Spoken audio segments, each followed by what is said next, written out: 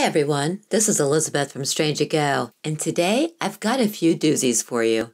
But before we begin, I have to admit I was planning on putting up my video on people falling off bridges, but then I read Guy's post and decided to see first if I could find any stories about people tied to logs. And oh my, I found some strange stories from the past.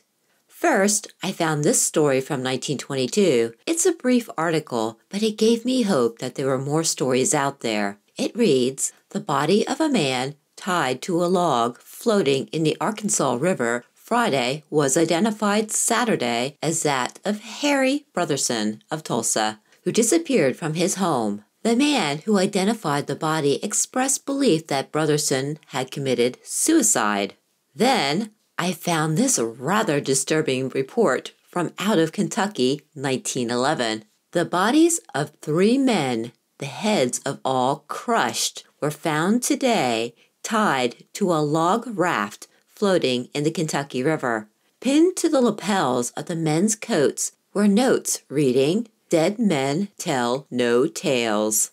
Next, we have a 1923 report out of Ohio about a man found lashed to a railroad tie.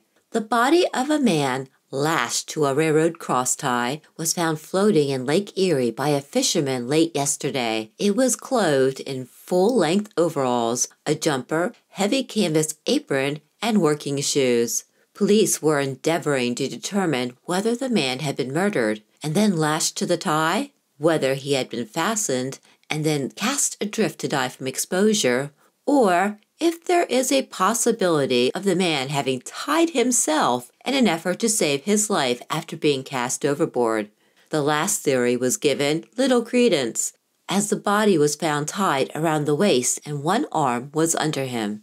Next, we have yet another person tied to a log and floating down the river, but this time the ghastly scene is witnessed by children playing along the Wyoming River in 1917. Hawkinson, who 2 weeks ago disappeared from the ranch where he was employed, is believed to have been murdered and his dead body tied to a log and placed adrift in Wind River.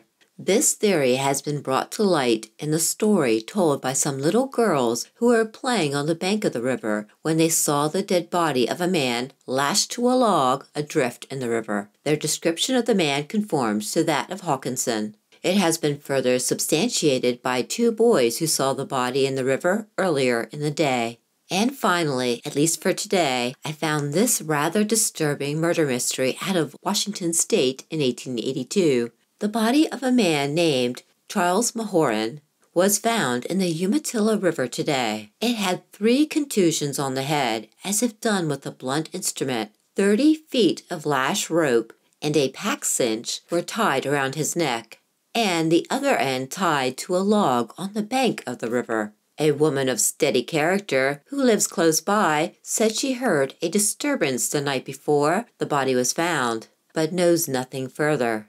This is the 3rd mysterious murder in as many months in the same section of country, and no clue has been found as to who did it. And that is all for today, but it is certainly not the last you will hear on the subject. Take care, stay away from floating logs, and, as always, thank you for watching Strange Ago.